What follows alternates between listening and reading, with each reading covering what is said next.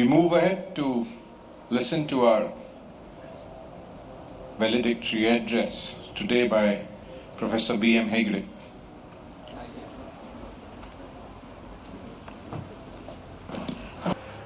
I remember what Mark Twain once said.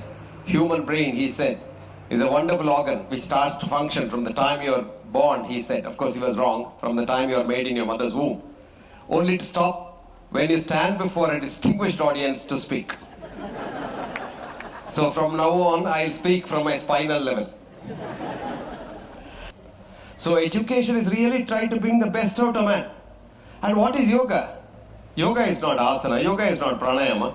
Yoga is also a kind of bringing the best out of you. So in short, yoga and education are synonymous in my concept, if I am not mistaken.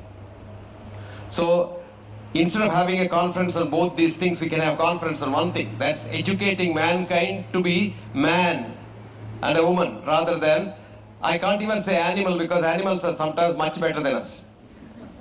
So if you want to be a yogi, you have to be a good human being. That is what is called, in my concept, that is what is called culture. Culture is what one does when no one looks at you.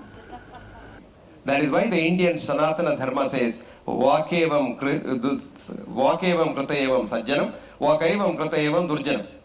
If you do what you say and say what you do, you become a sajjana, a good human being. And if you do something and so say something, that's what most of our leaders and so-called people do. They are called durjanas, bad people. So to convert a durjana into a sajjana is the role of yoga. What we normally do in teaching yoga is for half an hour, 1 hour, you do all the asanas and the pranayama and sit there and do om, om, om. For the rest of the 23 hours, you think of harming others, making a quick buck, and surviving in this world where one-upmanship is the only thing. Now this is what is killing people today. Why are we hating one another? Because we want to be one up. And how did we get this straight? Because the Western education in school. Up until the child went to the school, it was like God. I have done some studies on children and their smiling capacity. The child smiles about 500 to 1,000 times a day. Child. And you look at this child's heart rate variability, which is a very good denominator of how good your heart is. It's very, very good.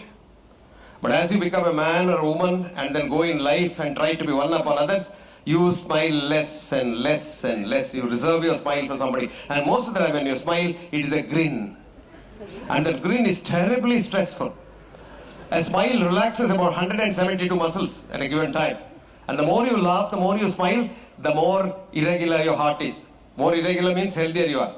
Don't believe your doctor when he says, oh, your heart is absolutely regular. If it is true, you will be dead. Regularity comes only after death. Life is irregularity. Life is rhythm. Life is vibration. Life is not solid as you see. We all look solid, but there is nothing solid about us. We are vibrations. And if you understand this, you understand how we connect with each other. You know, because quantum physics today scientifically confirms what the Sanatana Dharma rightly said. I'll quote one of the top quantum physicists who got a Nobel Prize for his pugwash and an alternate Nobel Prize for his work, who found out that energy is matter and matter is energy. E is equal to M. Hans Peter Dewar, some of you might know him. He is no more. He died. May his soul rest in peace. Hans used to tell me, I am a nuclear physicist trained by Edward Teller, who makes the hydrogen bomb. But when I realized he's making the bomb, I left him and came back and joined the Max Planck Institute, which we now call as the Werner Heisenberg Institute, with Werner Heisenberg, Einstein, and various other names that you've heard of in your textbooks. Now he says, my job was look at matter at the subtlest, and subtlest level. And lo and behold, one day found out there was no matter at all. What was his job? As a PhD in nuclear physics, to study matter at its subtlest level. And the subtlest level he found there is no matter. And he called it as a-duality. No duality between the two. And do you know what he says? Who am I? I am like a child in front of the Indian sages who for thousands of years called this as Advaita. And he quotes from the Gita and the Upanishad and says, Bahirantascha bhutanam. It is inside and outside of every one of us. Charam, acharamevachan. You are a fluid, liquid, jumping leptococcus, but you look solid, Maya. Sukshmavateta Vijnayam. It is so subtle that nobody can see it. Durastam, when you don't know, you don't know. Cha, Aniketa Chatat, when you know it's inside you. And that is where the Sanatana Dharma, which is not a religion, mark you, it's not a religion at all. The religion connotation was given by the West to divide us. Up until the West came here, up until probably 1857 Meerut riots, we didn't know who a Muslim is, who a Christian is, who a Hindu is. We are all one, brothers and sisters. After that we started because they said, look, you're not going to be together. That's where hatred started. Now hatred, as a cardiologist I'm telling you, is the biggest cause of heart attacks and not eating cholesterol. Even the American government now has done a U-turn. They say cholesterol is a friend, not an enemy. Eat as much as you want. Fry your things in lard and not in polyunsaturated refined oils. Eat as many eggs as you want. I have been saying this for 45 years and getting beaten up by them. But today they are saying, yes, cholesterol is a good friend. Who is an enemy? Hatred. And how to get rid of this enemy? Be a yogi. What is yogi? Be a good human being. And that's very simple. And what's an educated man? Be a good human being. Today what is education? You get a PhD and become a horrible human being. That is why I say education is just being a good human being and getting the best out of you. And yoga is getting the best out of you. So where is the difference? Why this fuss about the thing? But our effort should be to transform society into a tranquil society. Friends, let us change the educational system also. You know what? When we become a yogi, you don't have to go to work. Remember that? You want to go to work. That's the difference. When you become a real yogi, you do pranayama, simply do pranayama, and you want to go to work. But most of us have to go to work for the salary. That is distress. When you become a yogi, you want to help others. Because paropakarartham idam shariram. So friends, let us all become yogis.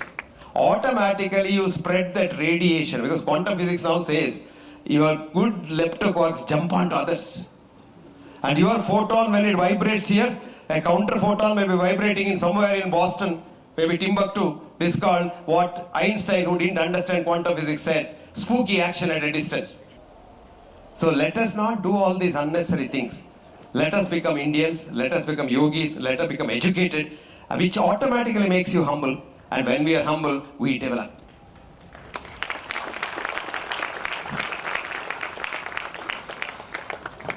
I have talked about so many things which probably are not relevant to what you thought I would speak about. But unfortunately this happens by calling asses like me. You don't expect to get what you want to get. But I thought I am here to give you a cafeteria approach. The camp approach is everybody gets, say, bread and or jam or something like that in the morning. But in a cafeteria approach, I want idli, I want dosa, I want something, you get it. So I thought I am giving you a cafeteria approach of telling you what yoga is all about, because I myself have to understand a lot about yoga, though I've been doing it for now. But let me tell you something as a doctor, on my own self. I have been able to treat some of the horrible diseases just by what I call as quantum healing, or just becoming tranquil. Tranquil. And when you become very tranquil, you know that meditative state, you don't know, you get enormous power.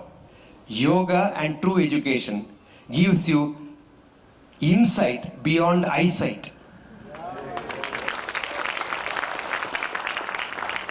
What we need today for mankind is internal development. We have to do internal development of human cells. And that can be done according to our Sanatana Dharma through yoga and a proper education. And may this Kaivalya Dhama spirit started by Guruji go on till the sun and the moon shine on the planet. And may it attract. So friends, let us be one family, family of mankind. Let us have one religion, religion of love. And let's have one science, the science of yoga. And let's have one education of transforming yourself. Thank you very much.